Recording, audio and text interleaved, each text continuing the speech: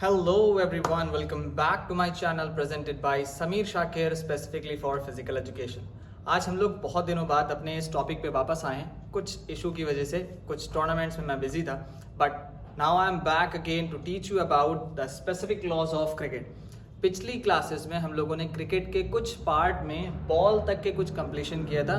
आज हम लोग इसी बॉल के स्पेसिफिकेशन को थोड़ा सा और आगे बढ़ाते हैं और कुछ ड्यूटीज़ के बारे में समझते हैं। चलिए आइए शुरू करते हैं क्रिकेट का पार्ट 2।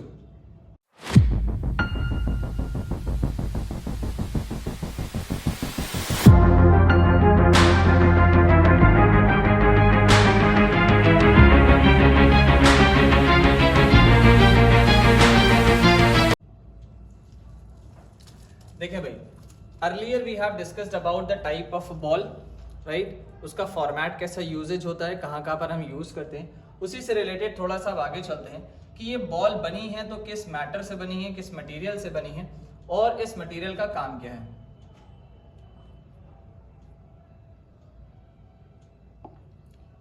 देखो भाई, क्रिकेट बॉल का कंस्ट्रक्शन कई चीजों से मिलकर के बना है, जिसमें सबसे पहले हम कोर की बात करते हैं। कोर का मतलब जो होता है, जो बेस होता है, जो सबसे अंदर की चीज होती है बॉल के अंदर स्पेसिफिक, वो है क्या? It built around a cork core and this is tightly wound with the layers of twine और यार्ड। मतलब उसको हम धागे से, सूत की पतली डोरी से उसको बांधते हैं और उस कॉर्क को एक गोल आकार देते हैं, एक सर्कुलर शेप देते हैं, एक स्फेरिकल शेप देते हैं और उसके ऊपर हम लेयरिंग करते हैं।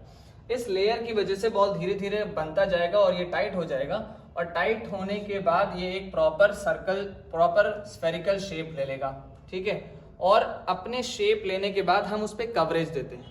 सेकेंड थिंग क्या है, हम इसकी आउटर कवरेज कैसे करते हैं? It is with the leather. अब ये लेदर कौन सा होता है? This is of cow leather, right. अब हम जब इसकी कवरेज दे रहे हैं तो इसकी कवरेज में पहले तो हम लेदर को अच्छे तरीके से पॉलिश कराते हैं और पॉलिश कराने के बाद उसको 4 पीसेस में बाइंड करके एक बॉल के ऊपर एक कवरेज देते हैं। तो the leather is treated, dyed and polished to achieve the desired finish. इसके पीस कितने हैं? The pieces are totally 4 pieces of leather.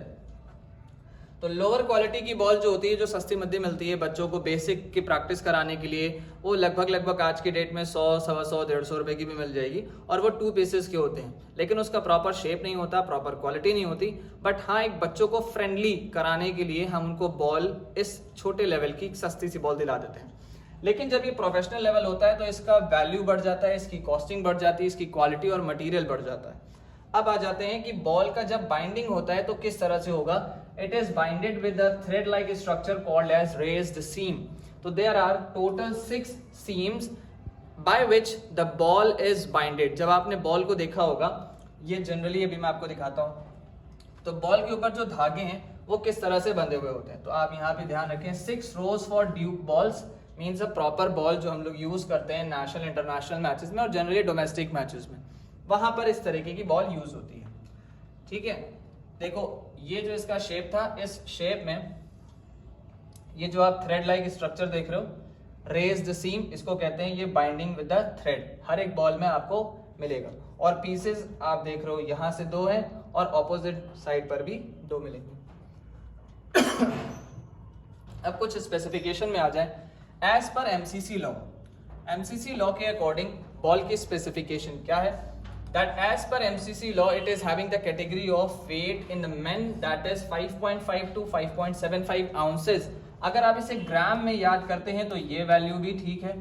It is an ideal range for the men cricket ball and for the women cricket ball it is an ideal range for 140 to 151 grams.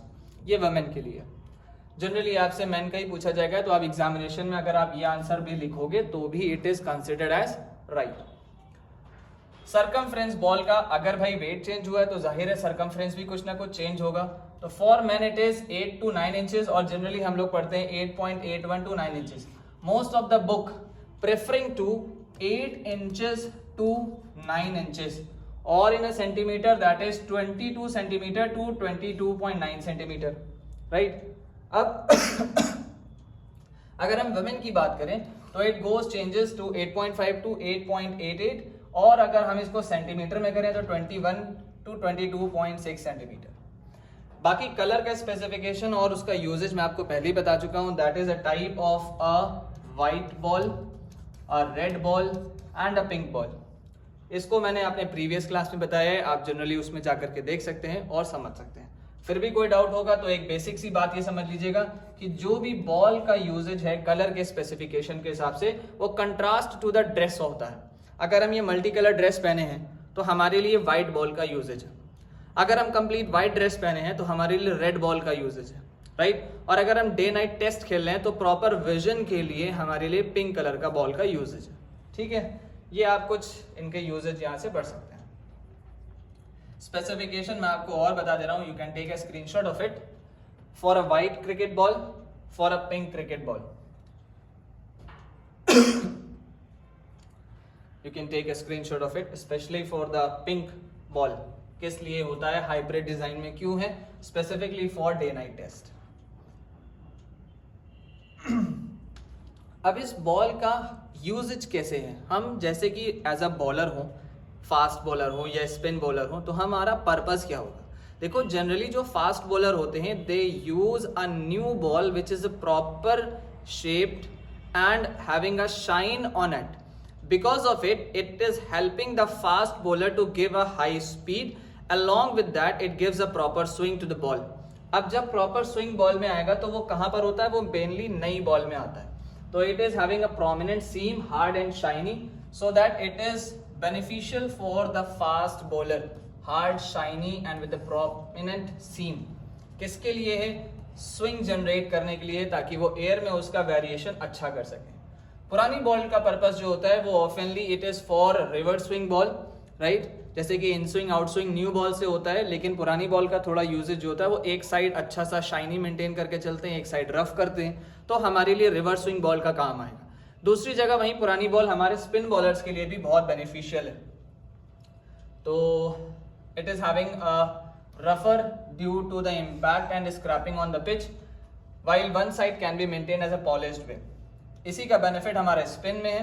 That रफर surface and want seam allow them to impart more grip and spin on the ball, so that they can change the direction of a ball after pitching very quickly. आप देखते होंगे बहुत सारे अच्छे bowler हैं, राशिद खान है और जडेजा है, ठीक है, कुलदीप है, ये सब बहुत सारे ऐसे स्पिनर बॉलर्स हैं जो अच्छा पुराना बॉल यूज करते हैं ताकि उनको पिच पे बॉल पड़ने के बाद अच्छा टर्न मिल जाए, so that batsman cannot score more runs and the bowler are able to take more wickets. This is the purpose of old ball, right? अब बात आती है changes in ball की, तो there are various situation to change the ball. नई ball भी change हो सकती है, नई मंगाई जा सकती है, और पुराना बॉल कब सिचुएशन में चेंज करना है ये हम लोग जब पढ़ेंगे बॉल लॉस्ट की कंडीशन में, तब आपको बताएंगे कि भाई बॉल कहाँ कहाँ पर चेंज किया जा सकता है. ठीक है, अब आ जाते हैं कुछ हम स्पेसिफिक ऑफिशियल्स के बारे में. अभी हम लोग स्पेसिफिक बात कर रहे हैं भाई, जैसे ऑफिशियल्स, तो ऑफिशियल्स का मतलब क्या होता है, the people those who are controlling the match from inside the field और फ्रॉम आउटसाइड द फील्ड. तो कई ऐसे लोग हैं जो फील्ड में के अंदर होकर के प्लेयर्स को संभालते हैं, पूरी टीम को संभालते हैं और एक प्रॉपर स्मूथ मैच कंडक्ट कराते हैं. वहीं दूसरी तरफ कुछ और ऑफिशियल्स होते हैं जो पिच के बाहर होते हैं, उनको भी स्मूथ कंडक्शन कराना है, लेकिन ऑब्जर्वेंस बाहर से रखना है और बाहर की चीजों को भी मैनेज करना है. चलिए आइए समझते हैं कि हमारे ऑफिशियल्स होते कितने हैं. अगर हम क्रिकेट में बात करें तो एक हमारे लिए रेफरी होगा, ठीक है. उसके बाद फील्ड ये ओवरऑल इंचार्ज होगा. फील्ड के अंदर आ जाए तो हमारे पास मेन अंपायर होगा, और तीसरी जगह पर मेन अंपायर के साथ एक असिस्टिंग अंपायर होता है जिसको हम लोग लेग अंपायर बोलते हैं. और दोनों की ड्यूटीज में कुछ चीजें कॉमन है और कुछ चीजें थोड़ी सी सेपरेट है कि वो स्पेसिफिक कौन कौन सी ड्यूटीज परफॉर्म करते हैं. वहीं अगर हम चौथा ऑफिशियल की बात करें तो there is a TV official जो मॉनिटरिंग के बेसिस पर डिसीजंस देते हैं. फिफ्थ नंबर पर अगर हम बात करें so there is a scorer, ये भी एक ऑफिशियल के काम में आते हैं जो सारे इनिंग्स के रिकॉर्ड को लिखते हैं कि कौन सी बॉल पे क्या हुआ, what the performance is being done on every single ball, whether it is legal और इलीगल. सिक्स्थ नंबर पर आते हैं भाई फोर्थ ऑफिशियल, इसको हम लोग बोलते हैं क्या, फोर्थ ऑफिशियल, एक ऐसा ऑफिशियल भी होता है जो फोर्थ पर्सन कहलाता है और इसकी बहुत सारी ड्यूटीज हैं। धीरे धीरे शुरू करेंगे। मेन कौन कौन से हुए? मेन रेफरी जो बाहर से कंट्रोल करेगा। फील्ड के अंदर कौन करने वाले हैं? Main umpire and leg umpire. Field के साथ ही साथ असिस्ट करने वाले और लोग हैं, that is called as a TV official. और डिसीजन जो स्कोरर देखता है अंपायर की तरफ से, चाहे वो लेग अंपायर का हो, चाहे वो मेन अंपायर का हो या टीवी ऑफिशियल का डिसीजन हो, he has to record all that in the scoring sheet. अभी मैं आपको एक एग्जांपल दूंगा स्कोरिंग शीट होती भी कैसी। और लास्ट एक ऑफिशियल आता है जिसको हम लोग बोलते हैं फोर्थ ऑफिशियल। जनरली आप लोगों ने फोर्थ ऑफिशियल सुना नहीं होगा, but it plays a major role in the form of a cricket match. चलें, इनका काम क्या है? एक रेफरी का काम क्या है? सबसे पहले इसको समझते हैं। We are discussing about a referee. Referee is the whole sole person who takes charge for overall tournament or overall championship or overall the match for the cricket। अब यहां पर क्या किया है कि इसने एक प्ले फेयरली के बारे में देखना है कि हमारा पूरा गेम या पूरा टूर्नामेंट, पूरी championship according to the laws हो और सही तरीके से खेला जाए, according the rules. And he is responsible for overseeing player behaviour, enforcing the code of conduct, handling the disciplinary actions. अब वो चाहे प्लेयर के बारे में हो या अंपायर के बारे में हो या किसी और ऑफिशियल के बारे में हो, रेफरी सारी चीजों को मैनेज और कंट्रोल करेगा। तो टोटली हम क्या बताएं कि रेफरी एक तरीके से पूरा मैनेजर होता है या एक एडमिनिस्ट्रेटर होता है जिसको पूरी क्रिकेट की नॉलेज होगी और उसी के साथ साथ वो अपने जरिए एक लीडरशिप क्वालिटी को रखते हुए सारे काम कराएगा।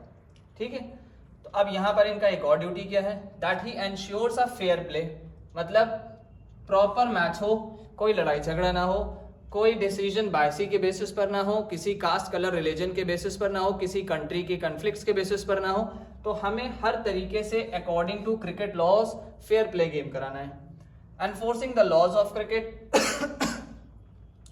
कुछ रूल्स एंड रेगुलेशंस में अगर बदलाव होता है according to the situations and according to the scenario, तो जो कुछ भी रूल ऑर्गेनाइजेशन के अंदर चेंज होंगे उसे बताने का काम भी किसका है?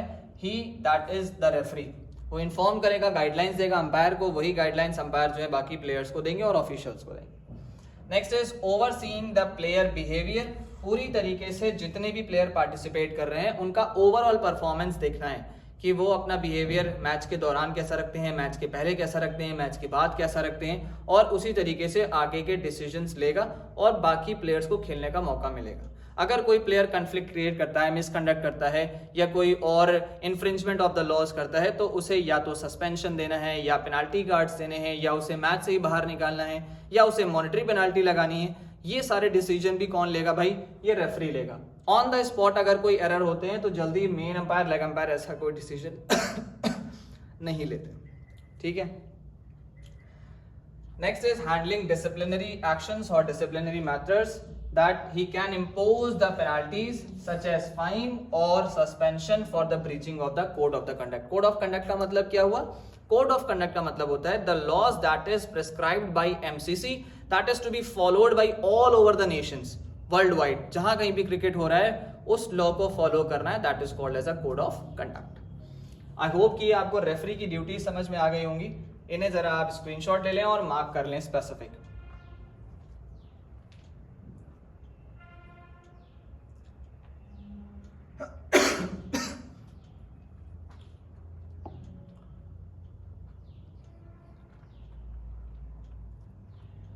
अब यही रेफरी, जब मैंने बताया कि वो डिसीजन ले रहा है, तो वो क्या डिसीजन ले रहा है, काम क्या कर रहा है? भाई सारी चीजें खाली बाहर से बैठ के देखना इतना आसान टास्क तो है नहीं। In that case he has to submit the match report. कोई भी अगर मिसकंडक्ट होता है, कोई भी इशू होता है या कोई भी और इंसिडेंट होता है तो उसे रिपोर्ट करने का काम भाई किसका है? It is the duty of the referee. ये सारी बातें किसके लिए हो रही है बेटा? ये हो रहा है रेफरी के लिए। ठीक है,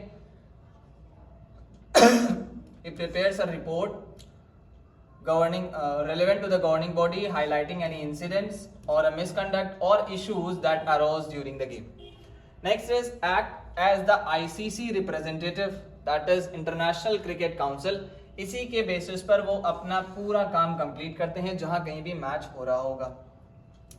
not making on field decisions, उसे कोई भी ऑन फील्ड डिसीजन नहीं लेना जितने भी वो डिसीजन लेगा वो मैच के कंप्लीशन होने के बाद लेगा। बहुत रेयर ऐसा होता है कि कभी कोई ऐसी सिचुएशन फंस जाए कि उसे इमीडिएट एक्शन लेना पड़ जाए, लेकिन जनरली क्रिकेट एक डिसेंट गेम है कई और बाकी गेम्स की तरह। तो क्रिकेट में ऐसी सिचुएशन आने पर he needs to be very patient, he needs to be polite, he needs to be very cool minded, ताकि वो प्लेयर को समझा सके, मैच की सिचुएशन को कंट्रोल कर सके। जब मैच कंप्लीटली खत्म हो जाए, विनर लूजर डिक्लेयर हो जाए, उसके बाद उसे किसी पर अगर कोई एक्शन लेना है तो लिया जाएगा। जैसे अभी आपने कुछ टाइम पहले आईपीएल में ये देखा होगा कि विराट कोहली के ऊपर for being conducting time late उसके ऊपर कई लैक्स की मॉनेटरी पेनाल्टीज लगी थी। तो ऐसा नहीं कि भाई रेफरी दौड़ता हुआ है कह रहा है भाई तुम लेट कर रहे हो, मैच ज्यादा हो रहा है तो तुम्हारे ऊपर 10-12 लाख की पेनाल्टी मैं लगा रहा हूँ, अभी दो भरो पैसा। ऐसा नहीं होता। तो वो अपना एक टाइम लेते हैं, वो मैच के कंप्लीशन होने के बाद उस रिपोर्ट को आगे बढ़ाते हैं, फिर ये डिसीजन होता है कमिटीज के साथ कि हमें इनके ऊपर क्या एक्शन लेना है, इधर फॉर अ पर्टिकुलर प्लेयर और for a captain of that particular team, right.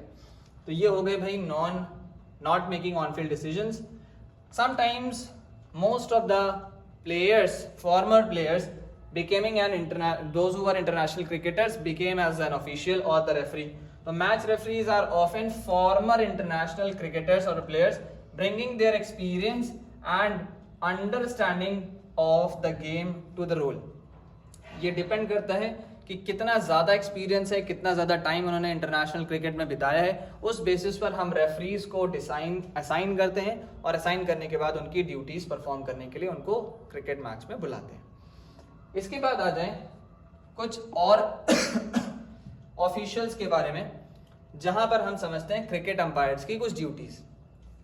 Cricket umpire, जैसे कि अभी मैंने पहले बताया, there are on field 2 umpires that is called as main umpire, और इसी को हम लोग बोलते हैं नॉन स्ट्राइकर्स एंड अंपायर। इसको हम लोग बोलते हैं नॉन स्ट्राइकर एंड अंपायर।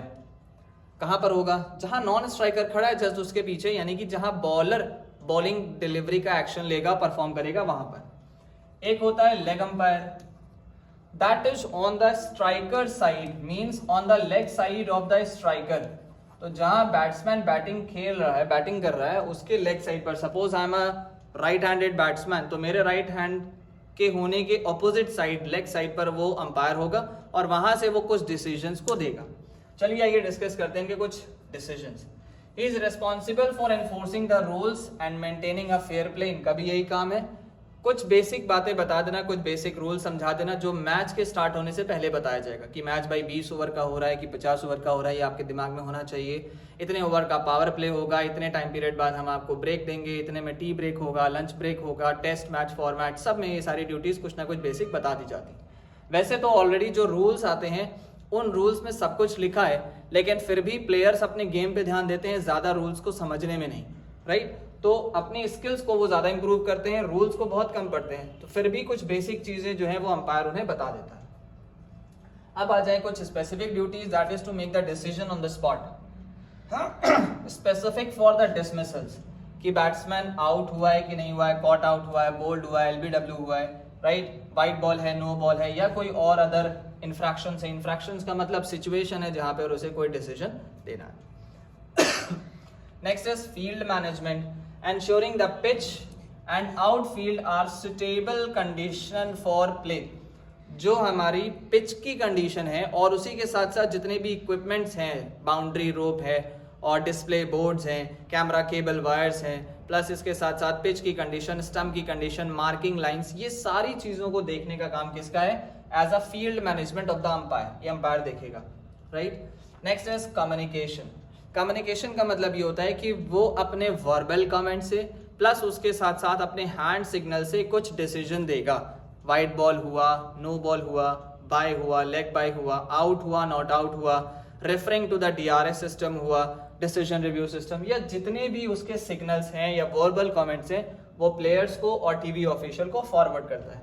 तो using his hand signals and communicating with the scorer, player and spectators. वैसे तो स्पेक्टेटर से भाई इतना वो नहीं करता, लेकिन इसका कोई मेजर रोल नहीं है, right. Next is monitoring and enforcement. He ensuring the players adhere to the rules. Players जो भी मैच खेलें वो इंटरनेशनल लॉ के हिसाब से, इंटरनेशनल क्रिकेट के हिसाब से ही कंप्लीट मैच खेलें। अगर उसमें कोई भी वो इन्फ्रिंजमेंट करते हैं या ब्रेकिंग ऑफ द लॉ करते हैं, against the code of conduct चाहते हैं, तो दे मे बी गेट पेनलाइज्ड, और इसकी रिपोर्ट पहले अंपायर रेफरी को देगा और फिर मैच के बाद रेफरी जो है वो अपनी जो भी डिसीजन उसे लेना होगा वो ले सकता है।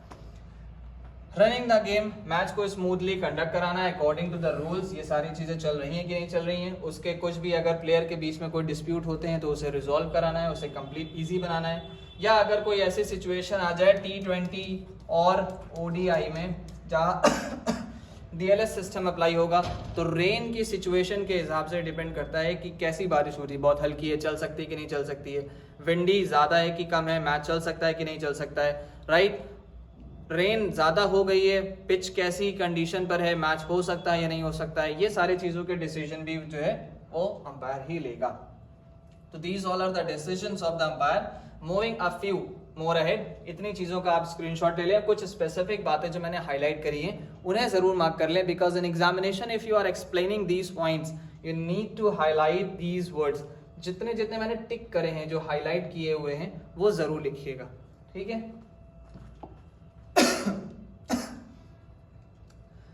नेक्स्ट, इसी की कुछ और ड्यूटीज के बारे में बताता हूं कि और क्या क्या काम कर सकते हैं।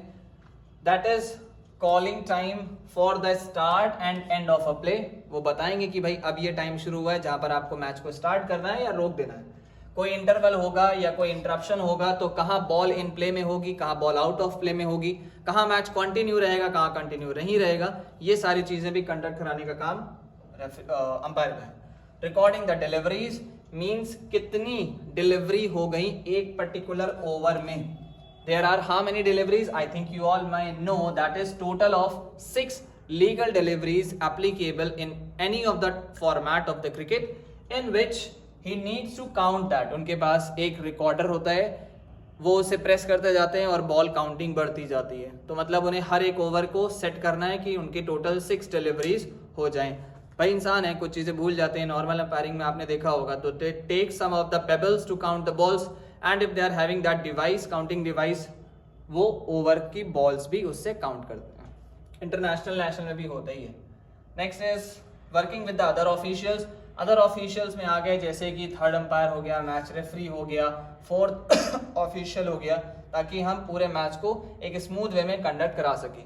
कोई अगर डाउटफुल सिचुएशन होती है, अगर अंपायर इनएक्सपीरियंस होते हैं, उन्हें डिसीजन लेना नहीं आ रहा है उस टाइम पीरियड पे, या कोई ऐसी सिचुएशन अराइज हो गई जहां पे umpires on the field decision नहीं ले सकते, तो वो सीधा ट्रांसफर कर देते हैं टीवी ऑफिशियल्स को, या अगर उनका डिसीजन नहीं होगा तो वो रेफरी को मिल सकते हैं और पूछ के डिसीजन ले सकते हैं।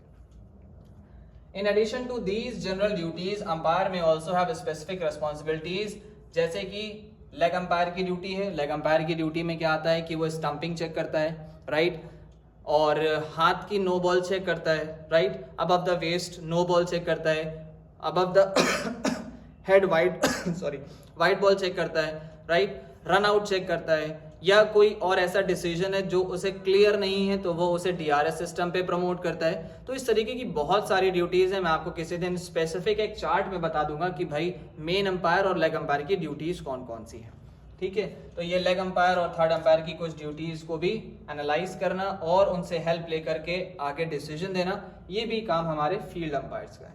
तो आई होप कि आपको कई सारी ड्यूटीज इसमें मिल गई होंगी, जिनमें से आप कम से कम 5-6 तो याद रखो, तो कि आप एग्जामिनेशन में लिख सको। बहुत इजी है, कुछ मुश्किल नहीं है। हेडिंग एक बार पढ़ लोगे, अंदर का मैटर आप अपने ओन लैंग्वेज में भी लिख दोगे तो चलेगा। जरूरी नहीं कि इसी को देख करके याद करो या जो आपकी बुक्स में लिखा है वही याद करो। थोड़ा सा आप राइटिंग मैटर अपनी ओन लैंग्वेज में भी लिखोगे तो चलेगा, right. It's quite easy.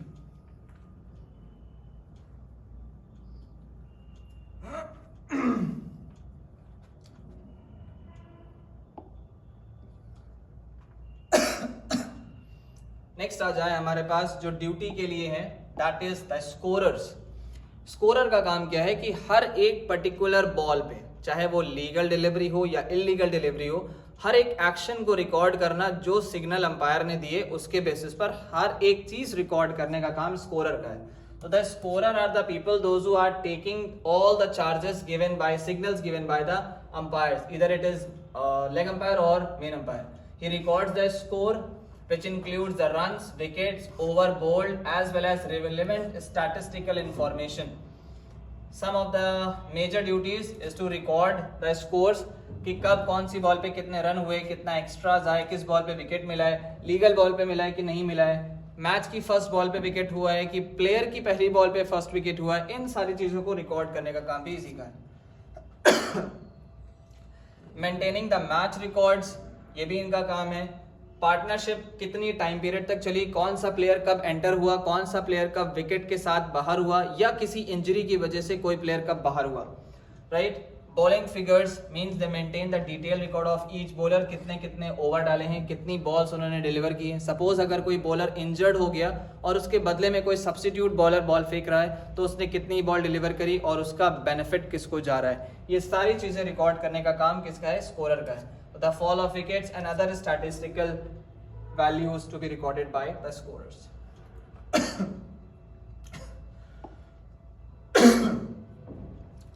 Next is impartiality. Impartial का मतलब क्या हुआ, he should not be any partial decision maker कि भाई वो किसी कंट्री से रिलेटेड स्पेसिफिक हो कि मैं अगर इंडिया का हूं तो मैं सारे इंडिया के रन्स बढ़ाता चला जाऊंगा। ऐसे मोहल्ले में होता है, लोकल डोमेस्टिक क्रिकेट में हो सकता है आपके जब मैनुअल स्कोर शीट बनती है, लेकिन आप एक प्रोफेशनल क्रिकेट में, नेशनल इंटरनेशनल में या अच्छे रीजनल लेवल पर आप जल्दी इस चीज को गलत नहीं कर सकते। तो the player all are moving, all are performing for their country, for their state, for their region, but the scorer should be impartial कि वो कहीं का भी हो उसे अपनी गवर्निंग बॉडी के बताए हुए लॉज के हिसाब से चलना है, राइट। तो जितनी भी डिसीजंस होंगे वो उसे एक्यूरेट देने हैं, being an impartial. No decision making, they do not make any decisions. इनका काम कोई डिसीजन मेकिंग का नहीं है कि भाई आउट हुआ या नहीं हुआ है, अंपायर ने जो डिसीजन दिया उसे फॉलो अप करना है, अंपायर ने कोई डिसीजन रिवर्स कर लिया तो भी उसे फॉलो अप करना है, right. All overs are completed or not, the umpire's responsibility is to give the signal to the scorer and he keeps the record of the match. कुछ इस तरीके से आपकी एक बेसिक स्कोर शीट होती है, हालांकि इसके अलावा भी कई सारी इंफॉर्मेशन उस स्कोर शीट में रिकॉर्ड होती है। एक एग्जांपल दिया हुआ है ये कि भाई कौन से बैट्समैन है, किसने बॉलिंग कराई, किसने कैच लिया है, या किसने कितने रन स्कोर किए हैं, किसने कितने मिनट्स फील्ड में बिताए हैं और किसने कितनी बॉल खेली हैं, किसने कितने 4 रन बनाए, 6 रन बनाए या सिंगल डबल लिए हैं, राइट। उनके लेग बाय रन कितने हैं, ये सारी चीज़ों के बारे में स्पेसिफिक डिटेल्स दी होती हैं। और इसके अलावा भी बहुत सारी इंफॉर्मेशन होती है जो particular according to the scenario of the match record किया जाने वाली बात है। तो all thing is to be done by the scorer. I hope these all points are clear to you. बहुत ईजी है, बहुत आसान है इसको डिसीजंस के बारे में और इसकी ड्यूटीज के बारे में पढ़ना। जो अंपायर डिसीजन देते हैं वो, प्लस इसके साथ जितनी स्कोरर की ड्यूटीज हैं वो। अगर इसमें कोई आपको स्पेसिफिक डाउट हो तो you can mention in the comment box and you can ask any doubt at any time. I will respond you very soon. Okay, so this is all about the today's class. हम लोग इसी part को आगे continue करेंगे। आपके कुछ half ईयरलीज भी आने वाले होंगे, तो अब उनसे पहले आपको कोशिश करूंगा कि मैं क्रिकेट का कुछ पार्ट कंप्लीट करा दूं, फिर फुटबॉल या बैडमिंटन को भी कवर अप करें। हालांकि जितनी बेसिक्स चीज़ें हैं वो मैं आपको कवर अप कराने की कोशिश कर रहा हूँ। नहीं हो पाती हैं तो टेंशन नहीं लेना है। आपको बोर्ड एग्जामिनेशन से पहले बहुत सारी चीज़ें मैं आपको कवर अप कर दूंगा according to your syllabus as well as according to your books. जो भी डाउट हो आप पूछते रहिएगा। Till then, take care all of you. We'll meet again in the next video, and with the help of Samir Shakir all becomes effortless. Thank you everyone.